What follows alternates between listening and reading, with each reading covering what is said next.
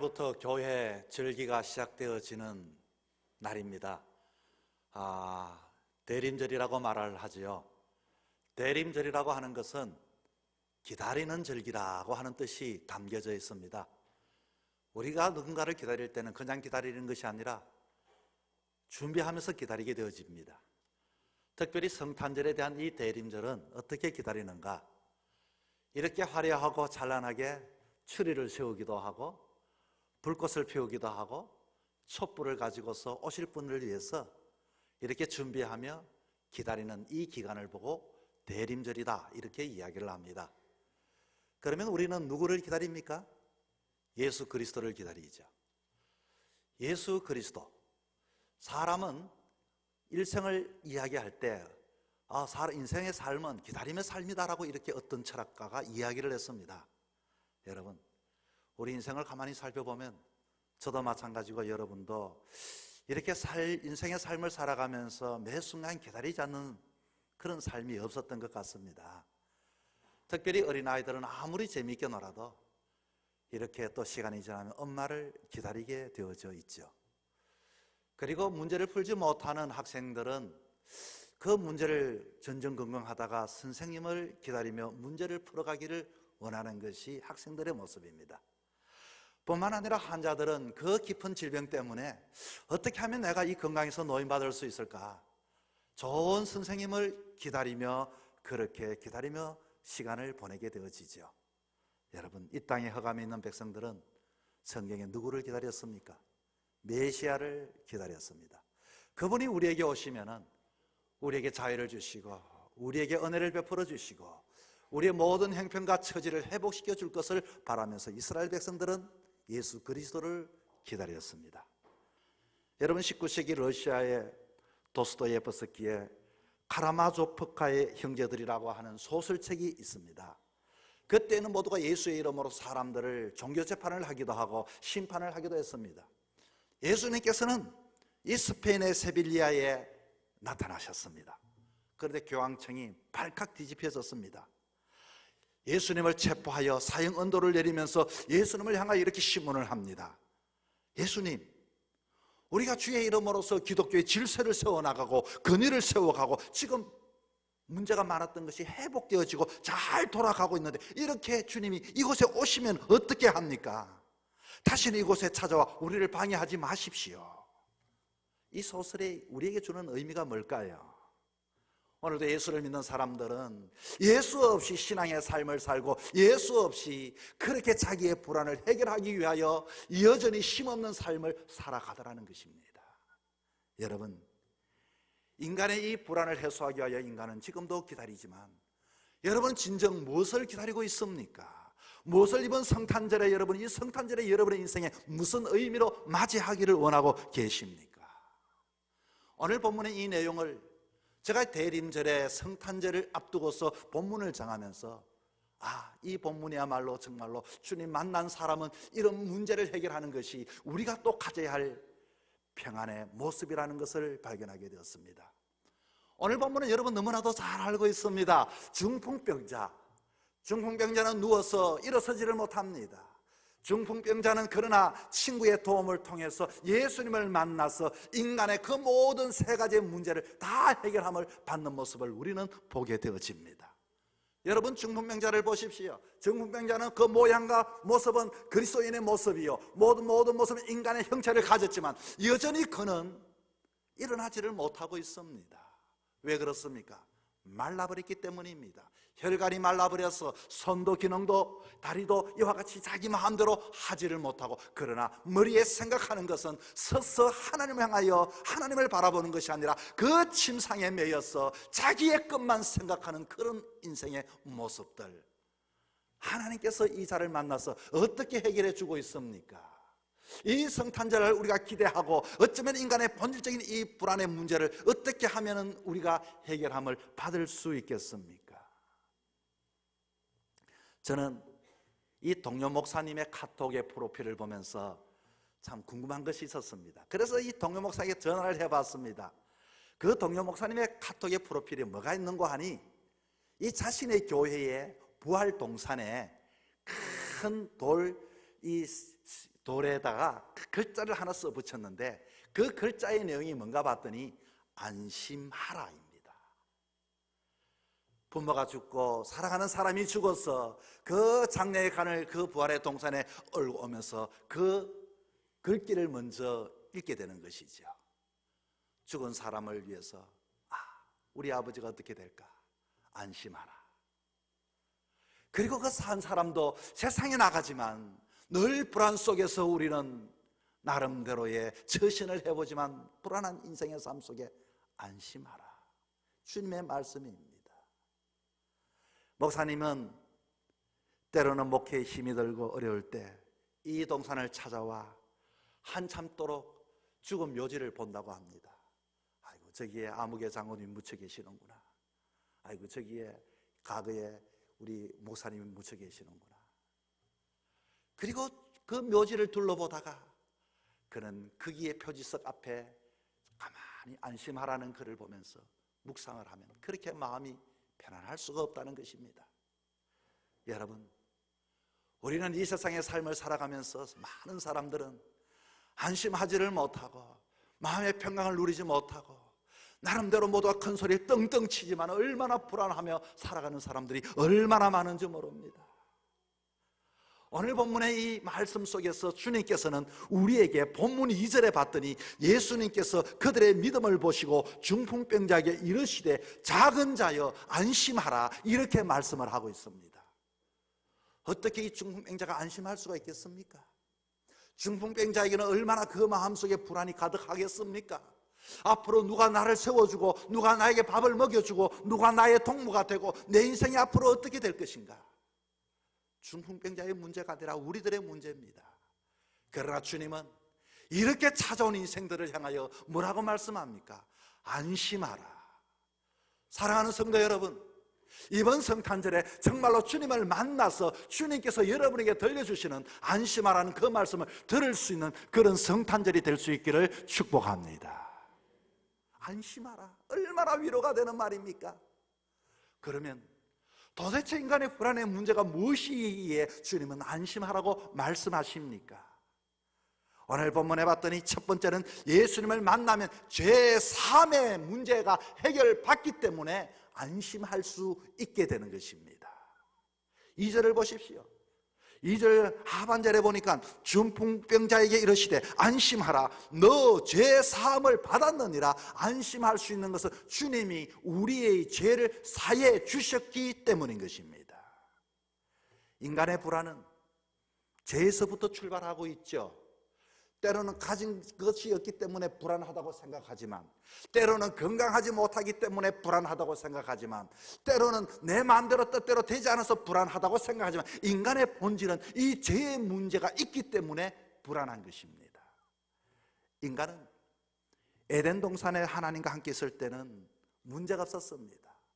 그러나 인간이 죄로 인하여 에덴에서 쫓겨나서 이 땅에서 땀을 흘리고 찌르는 가시를 피해 그렇게 아이를 낳으면서 고통을 당하며 살아가기 위하여 그렇게 땅 속에 묻혀 있을 때 인간은 아무리 쌓아두어도 아무리 그 땅을 잘 안다 할지라도 불안한 것이 우리들의 인생의 모습인 것입니다. 인간은 왜 불안한가라고 하는 책에 보면은 사람들은 세상에 태어날 때는 엄마 뱃속에 있는 아이들은 평안을 누리고 있습니다.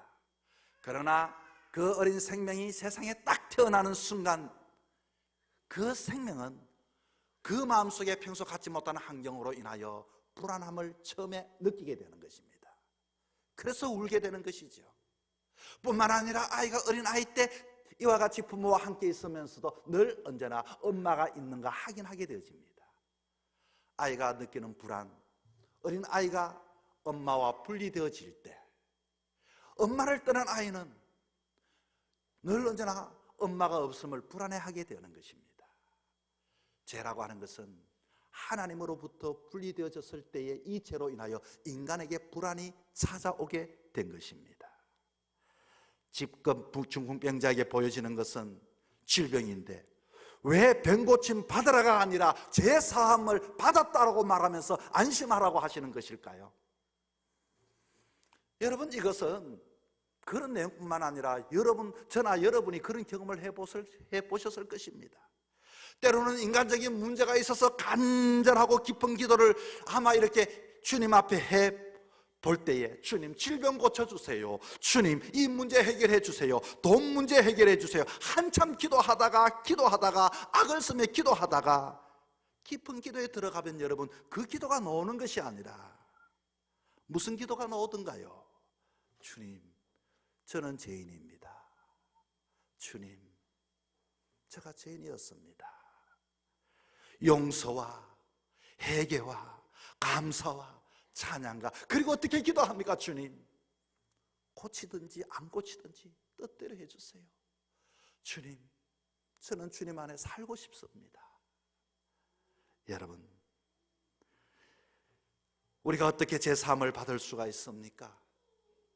누구든지 주님 앞에 나오면은, 주님 앞에 나오기만 한다면 주님은 우리의 모든 죄를 용서해 주시고 받아주시고 근본적인 이 문제를 해결해 주시는 것을 믿을 수 있기를 바랍니다.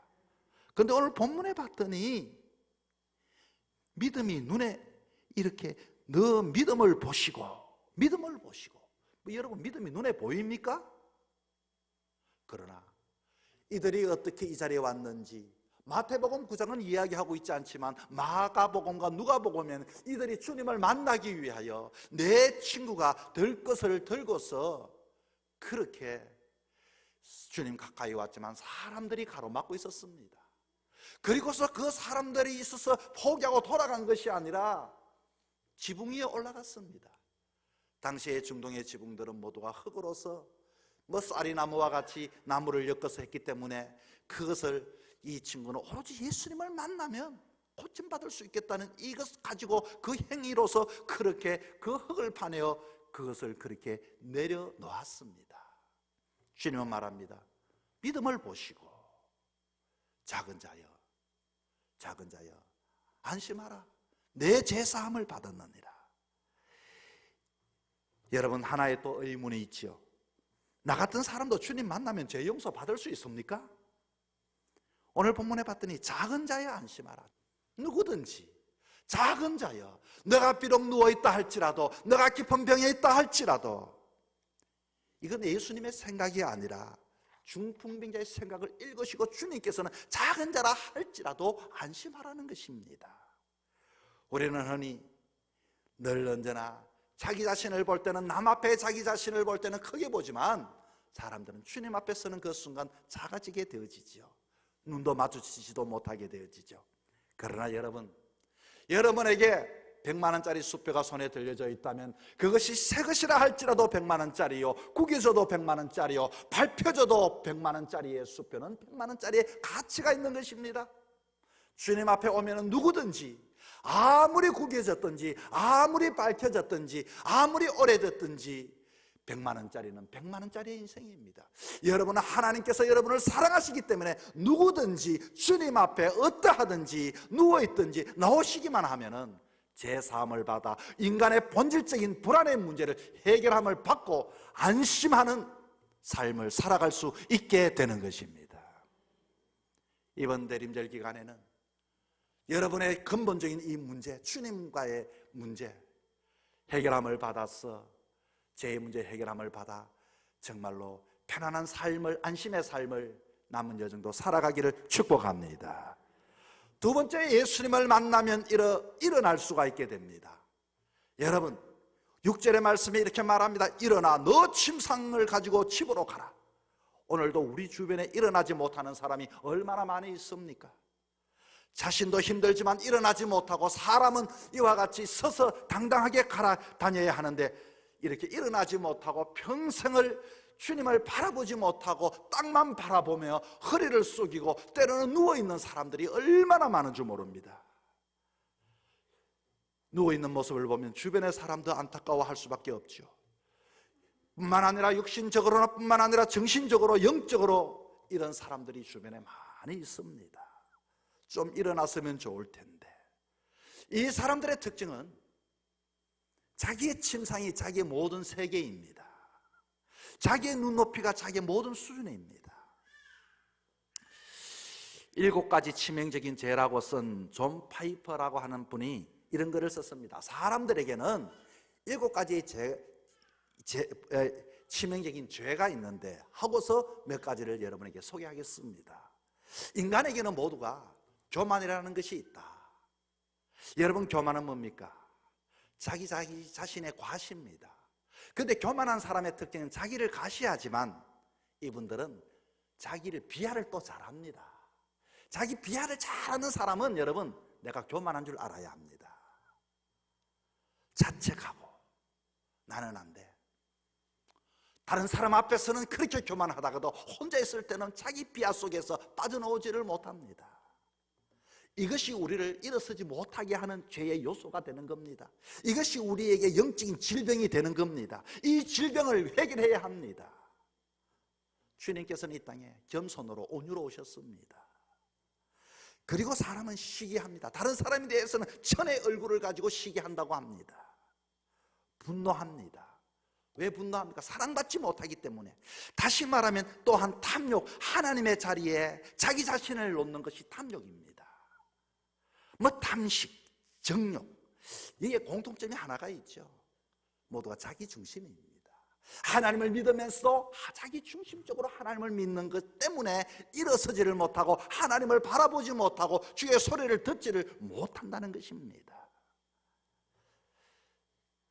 제가 어느 책에 봤더니 여러분, 나르시즘이라고 하는 용어를 아시죠? 나르시즘이라고 하는 것은 자기를 사랑하는 자기애라고 하는 단어입니다. 그런데 나르시즘은 대부분 많은 사람이 부정적으로 사용을 많이 하는데, 이분이 이렇게 말을 합니다. 이 정신의학에 계시는 분이신데, 나르시즘은 자기 자신을 너무 사랑하는 것인데 자기 자신이 다 좋은데 부정적으로 쓰여진 것에 대해서는 자기는 반대를 한다는 겁니다. 왜냐하면은 나르시즘이 부정적으로 쓰인 이유는 그는 비만적인 나르시즘이라는 겁니다.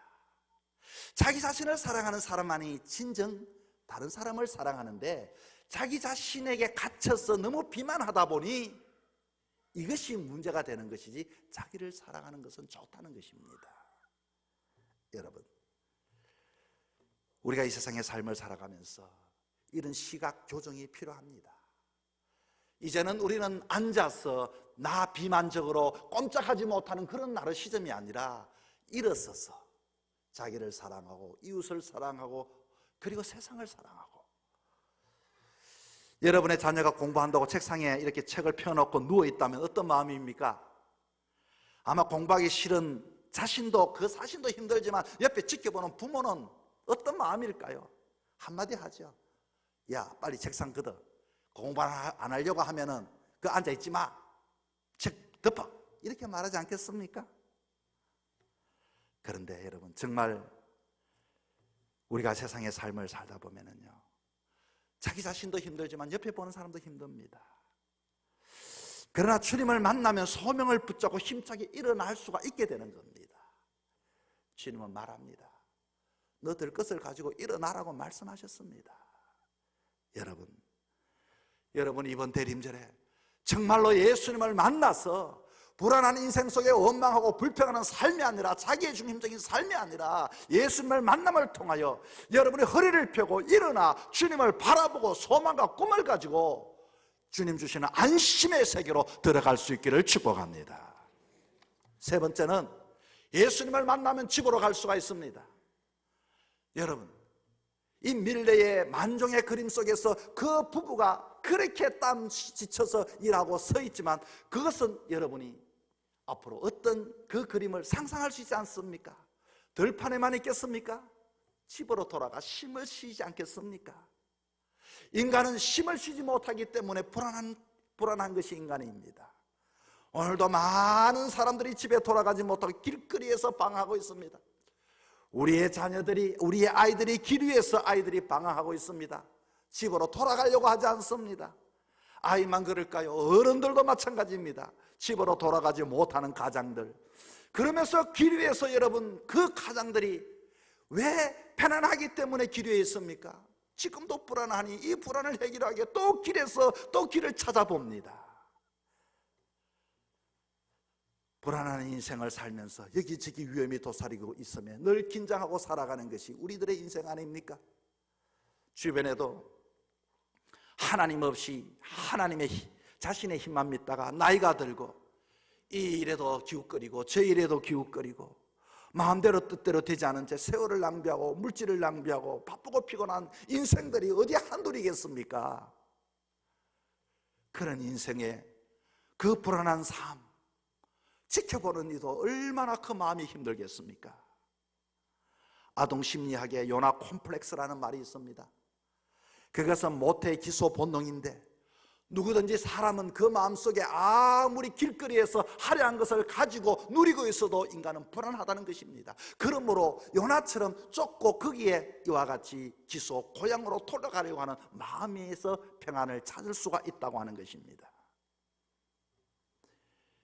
육은 성장하면서 기소 본능이 약하지만 우리 인생은 영혼을 가졌기 때문에 영혼은 성장하면서 기소 본능이 더욱더 강해집니다.